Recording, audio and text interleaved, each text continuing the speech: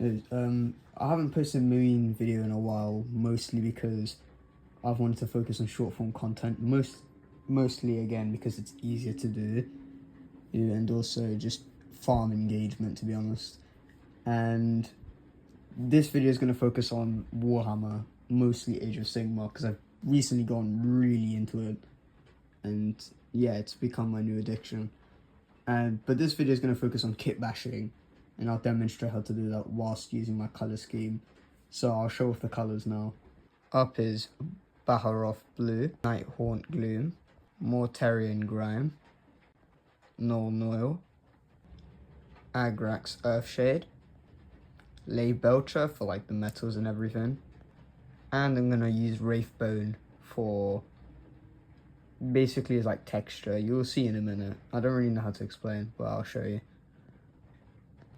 And Troll Slayer Orange. This is really good for like metals and making it like rusted appearance. Rhinox Hide for rust, of course. And last is Berserker Bloodshed. Hey guys, back. Right, so I'm gonna be kind of kit bashing these guys, the Crypt Guards, and I'm gonna grab bits from the Crypt Guards, Grave Guards, and mostly just bits here and there. The helmets and like armor pieces. The armor pieces are from like the Knights of Slave, like the Slaves of Darkness, if I remember. And then I'll also grab bits from the Morbeg Knights as well, because they have a couple cool armor sets. And yeah, and I kind of just put them together. Right, so I'm gonna be kind of. I'll also be using 3D printed heads that I've bought online. And yeah, I'll show you now actually.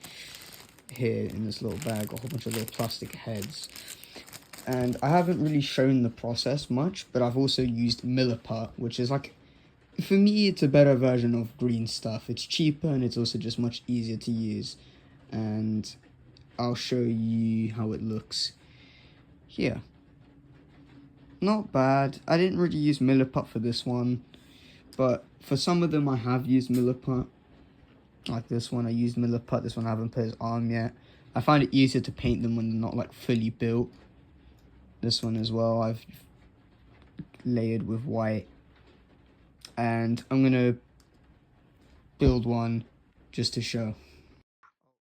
Okay, I've painted a few, and so far they've come out quite nice. You can see where I've cut up the Slave of Darkness torsos and used a bit of Milliput. They've come out with a blue consistency which fits the whole tone of the army, as you can see. And I've also used the Morbeg Knights pieces, grabbed a couple of their shields, and so far I've done this. I really like how they've turned out. I'm not necessarily doing this for like the actual game aesthetic. I'm more doing this just to make them look a lot cooler. I'm not a flat fan of the original style where they're like half naked. I'm not really much of a fan of that. I prefer them showing a little bit more armor and like looking a lot more like medieval knights. So yeah, I've also got one back here that I've done, grabbed a bit of armor and everything, but yeah, I'll show you in a bit. Like, right, so I'm gonna cut up a couple more torsos. It's not for all of them, it's just a few. And I have colored colored another one, just to show. This is, I think, the Grave Guard armor there, but still, I think it looks really cool. Right. So, what I like to do is grab a bit of Wraithbone, and so what I like to do, you can kind of see here, you just dry brush. It doesn't really matter the thickness, because for me it doesn't really matter. But you kind of just want to dry brush it and kind of sprinkle it. Bear in mind I'm doing this one-handed, normally I would lift this up, but just sprinkle it everywhere. You don't want it too thick, because don't forget in some crevices, again, it doesn't really matter. Like if you see here, I've done it quite thick and it's fine. It's not really an issue. And yeah, but it should be like quite pasty. It'll like scratch. You just go up, down, and like that. And yeah, just a bit from Wraithbone. So with a mix of Nighthaunt Gloom, bit of Wraithbone, and you can just keep it as those two, but I find it easier to then mix it with Baharroth Blue, which comes out as like a nice bluey consistency. This is to paint my color scheme. If you can completely skip this part. And yeah, and then you kind of just want to paint like over it. I recommend using a bit of water because right now it's quite thick. Use a bit of water, but avoid the faces, like details like teeth. When it comes down to like helmets, it depends on what helmets you buy. For mine, I got mine on Etsy. So yeah, but like with the standard GW helmets, it's with the faces, I do recommend just stipple around, like, let's say places like the cheek and avoid the mouth areas, and that's kind of it. But like this goes for like most color schemes. That's if you want like lots of detail. Like I'll give you as an example, like for some of the Crypt Ghouls here, I didn't paint much around the faces, which is why some of the eyes stick out. I know most like color schemes I see for the Flesh Eater Quartz, their eyes are normally quite like screwed up, so it's better to like detail wise just to paint around the eyes. So then with the skin, once you have it all painted, they should start coming out like this, a nice thin blue coat. Not everywhere, you don't need to get it on the hairs and stuff. The hairs will be slightly different, might miss a few bits, but it's fine. Now the bones, I like to use Mortarion Grime and Agrax Earthshade. You can just use Skeleton Horde, but I don't tend to use it that much, and I like to just, you know, use as little paints as possible. Plus, I always notice that with Agrax Earthshade, it comes out with a little bit of shine. And anyways, when it comes down to it next to, like, where the bone parts are, I like to normally use a bit of Berserker Bloodshade. Though, yes, I do have Skeleton Horde, I do just like to try use other stuff. If that isn't Skeleton Horde. Plus, I don't really have much in there. So, yeah.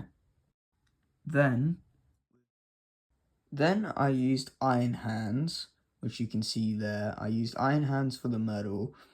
For the hair, I used Abaddon Black as normal. I also let the Iron Hand dry and then use Abaddon Black and then thinned it down with water as kind of like a wash. You can kind of see here. It makes the metallic look a little bit more less shiny, but I'll show you how I get the orange consistency in a minute. Well, actually, I'll just say it now. Use Troll Slayer orange with a bit of just as is, and then afterwards you kind of want to use a brown with a bit of like Agrax Earthshade, and it comes out with a shiny consistency, but it looks like rust, like, well, camera's off.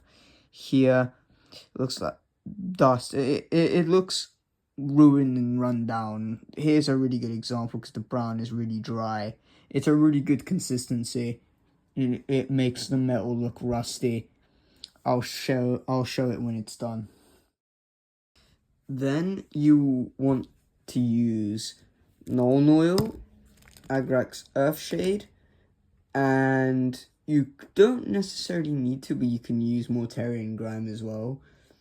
That kind of adds a consistency, and then after the Troll Slayer orange dries, you want to use a mix of Abaddon Black with a bit of Rhinox.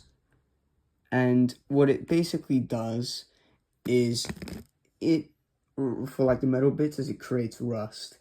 I finished the models now, and I'll show you how they look.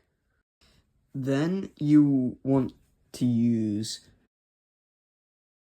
so you can see here, oil.